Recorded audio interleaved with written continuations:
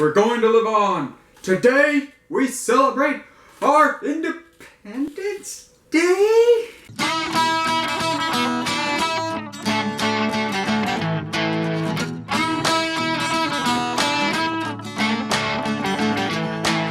Hey, movie fans. Happy 4th of July. To celebrate, let's discuss the most recent Independence Day. Independence Day Resurgence. 20 years after the original Independence Day, the aliens are back.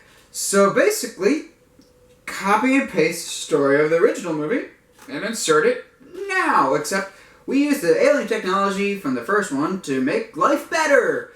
Ish. So, Independence Day Resurgence. Is it good? Is it bad, or is it a tweener? Like a line drive right up the middle. Boy, let's talk about the positives first. If you like the original story of aliens invading, then you might like this one, because it's just that. It's copy and paste of the original. It's fine. It's a fine story. But what made the first one so much better, for lack of a better term, and more fun is the characters. The first one had such great characters you had Randy Quaid, and I still believe that he and Cousin Eddie are the same character, and it's the same universe. And Cousin Eddie just saved the world in the first Independence Day. Yeah. But he was great, Jeff Goldblum was great, Bill Pullman is still the greatest movie president of all time. Sorry, Harrison Ford in Air Force One. He's the best movie president of all time, getting the best movie speech of all time. Sorry, Idris Elba in Pacific Rim. But those characters were great. They're great, memorable characters. In this one, it's the same exact story, except erase all those characters. Yes, Jeff Goldblum's back, and he's the Goldblumiest he's ever been. He's fine in it. But the rest of the characters, woo! Wow. It really might have helped to pay Will Smith the money that he asked to be in this movie. He asked for a lot of money, and you notice it when he is not there, because, wow, this movie lacks any form of charisma. There's four new people, I guess, that you're supposed to root for. This movie follows along the lines of Star Wars: The Force Awakens. You got the original characters mixed with new characters, and it's a melting pot, and you're gonna love the new characters as we hand off the reins to them for future installments. Except with The Force Awakens, I like those characters and didn't want to see them die. This one, when our heroes are put in trouble, I don't care. I'm sorry, that's just me, but Liam Hemsworth, I didn't care about you in this one. I honestly, for the life of me, I can't remember any of the characters' names. And that's a problem when the story is not necessarily the best. It's aliens coming to Earth. It's a story that's been done 1,000 times, so you have to do something new and creative. And the movie really didn't do that. That being said, the destruction is okay. It's fun to watch for a little bit, but again, the original did it better. This movie's not bad, but I think my overall general consensus for the movie is I was bored for a lot of it. And it's not because there wasn't a lot of action. There was. But it was all stuff I'd seen before with the original. It was a lot of copy and paste of do the same thing over again. Just not as good this time around. It just wasn't really there. I wasn't invested because I wasn't invested in the characters. The action was just It's also quite hard to follow. There's a lot of subplots and characters that I'm like, okay, you don't need to be here. You don't need to be here. Go home, you don't need to be here. And like I said earlier, we use the technology that we used from the Conquered Aliens and the last ones to better ourselves. We made new ships, new weapons, and stuff like that. We use those.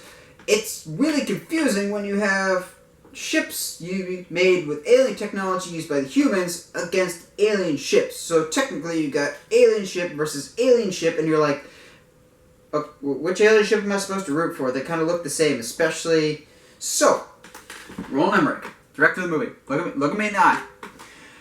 When you do a firefight, a dogfight, like Star Wars, or even the first Independence Day, the color of the laser fire between the two sides has to be different. If both sides are shooting green lasers, I don't know where I'm supposed to look or who I'm supposed to root for. I get confused easily, clearly. So I was really lost. And I'm just going, who am I supposed to follow here? I was kind of hoping, or just figuring the whole time that, yep, Jeff Goldblum is going to come up with yes, I gave it a virus, and give it a virus, and the whole thing will be cured. But no, there's this weird thing. I'm not going to go into too much detail of. They introduced this new weird element that clearly they're banking on sequels for this franchise so this element can continue, but it was a weird element that kind of, in my mind, didn't fit the Independence Day franchise. It's a franchise now, that's a weird thought. But it didn't really fit in this world. You know, like, it's hard to describe without getting into spoiler territories, but this thing, for lack of a better term, it was bizarre. And now, without going into too many details, there are some characters that die in this. I'm not going to say who, but every time I didn't care. And that sounds cold, but it's because they didn't do a good job of building it up. They're just here the 1 minute and then gone the next. And the people that are impacted by those deaths don't seem all that impacted. Like, Independence Day had some great moments of reflection, which got you more invested in the characters. Like, when all the mayhem was done and all the destruction was just... and everything is just leveled. You had a couple moments of... You had Vivica A. Fox's character talking to the president's wife, and they really just bonded for that little bit. It made it more impactful when the president's wife later died in the first Independence Day. Spoiler alert. But you never got that. You never got that emotion from the characters that say, yeah, we really are going to miss this character. They tried, and there's certain characters that we're going to miss because we already had an attachment to them. But it's just, you don't care. This movie, it's basically copy and paste of Independence Day. So if you like the original, you're either going to be amused with this one, or you're just going to, This movie's not a good movie. It's not a bad movie. It's just, I put it as forgettable. It's just, I'd see it if it's on TV, but that's about it. So overall, I'd give this movie a 5 out of 10 for paper-thin characters.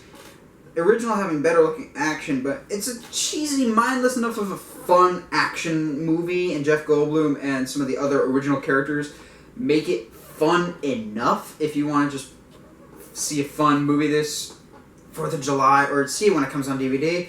It's fine, but I wouldn't really go out and see it again. I'd much rather just pop in the original, because that's all this one is. It's just a retread. Well, what did you guys think of Independence Day Resurgence? Let me know in the comments below. And as always, if you like what you see and want to see more, subscribe to the channel. Or you can find me on Facebook, Twitter, or Instagram at Uncharted Media. Yeah, that's right. It's still the same 17 movie reviews. I just realized that, ironically, the first video I've done as Uncharted Media is a movie review, but my main thing for changing it is I didn't do enough movie reviews, and I did a whole lot of other movie-related stuff, so I just changed the name, and I will not change it again, I promise. So, yeah. It's Uncharted Media. Go find me on all those social medias. Yeah. Stay sharp, movie guys and gals.